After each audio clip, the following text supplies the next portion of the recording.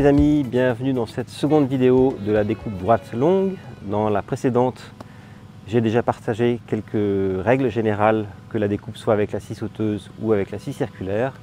Et dans la présente vidéo, on va passer en revue le travail avec la scie circulaire. C'est parti!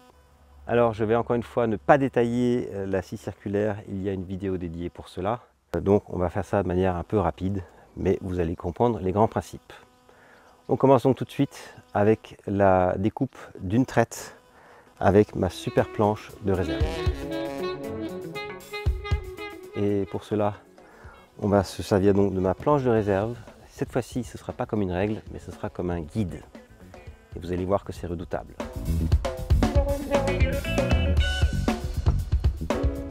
Alors, une première chose à savoir, c'est qu'on va évidemment poser la plus grande partie sur la planche. Ce qui veut dire que dans mon cas, je vais découper dans ce sens. Ensuite, la petite astuce, c'est de mesurer la distance qu'il y a entre le bout du guide ici et la lame. Donc là, on prend à nouveau un instrument de mesure tout à fait fiable. Et ici, on voit que la distance, en partant du centre, ici c'est 4,5 et là-bas on arrive à 14. Donc c'est 9,5. Donc la distance importante pour moi, c'est la distance qu'il y a là. Donc ici, c'est 9,5. Donc imaginons que nous souhaitions faire une découpe à 2 cm.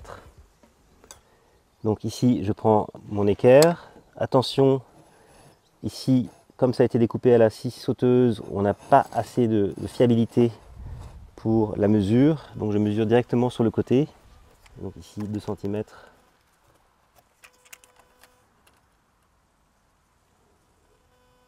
Donc je fais mon repère ici. Et ensuite, je dois ajouter 9 cm et demi pour ma scie circulaire. Donc je dois positionner la planche sur cet emplacement. Maintenant, on va faire l'autre côté aussi. Donc maintenant, je commence à positionner ma planche. Et maintenant, une petite astuce pour que ça ne bouge pas trop, c'est d'utiliser les serre-joints. Les serre-joints vont être absolument nécessaires pour cette opération pour pas que le guide ne se décale. Et donc je peux déjà prendre ici, retrouver le repère qui est donc là. Et je vais positionner mon serre-joint. Donc je rappelle, pour les serre-joints, on va au plus fond possible. On descend cette partie-là. Une fois que c'est descendu, on tourne.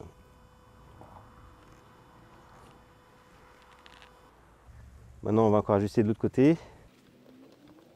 Donc, il n'y a qu'un millimètre qui manque. Ok, donc maintenant, on a disposé exactement le même trait sur ce côté-là.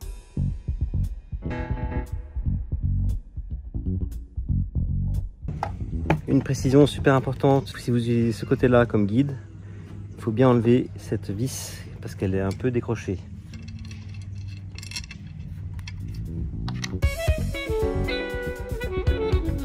Et maintenant, on s'assure qu'il n'y ait pas d'obstacle ici sur le devant. Donc c'est bon. Et vous allez voir à quel point c'est simple. Et donc maintenant, il ne me reste plus qu'à positionner ma scie circulaire sur le guide. Et donc, on fait ça comme ça. Et on est prêt à découper.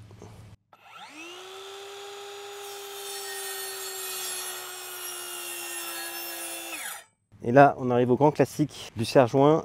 Il m'empêche de continuer. Donc je vais le placer plus loin.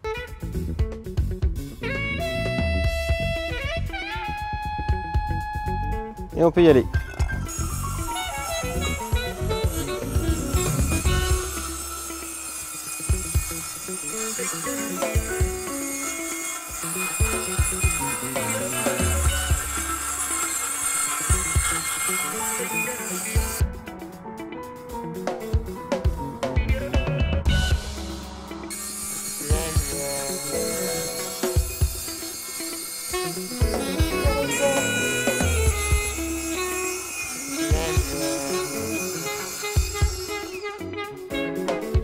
Voilà les amis, maintenant ma découpe est parfaitement droite.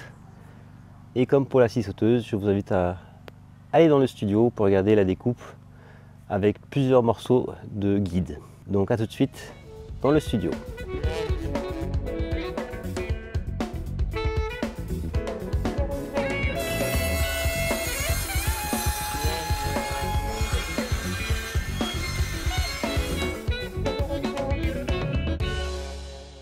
Voilà les amis, ceci est la fin de la vidéo sur la découpe droite longue. J'espère que cela vous aidera dans vos travaux et si ça marche, c'est donnant-donnant. Je compte sur vous pour me laisser un petit like ou bien même vous abonner à la chaîne. Vous y verrez plein de choses intéressantes, bricolage pour débutants. Et maintenant, je vais procéder à une découpe qui va nécessiter de travailler aussi avec les rainures.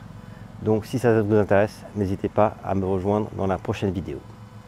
En tous les cas, je vous dis à très bientôt sur Happy Hour TV 1.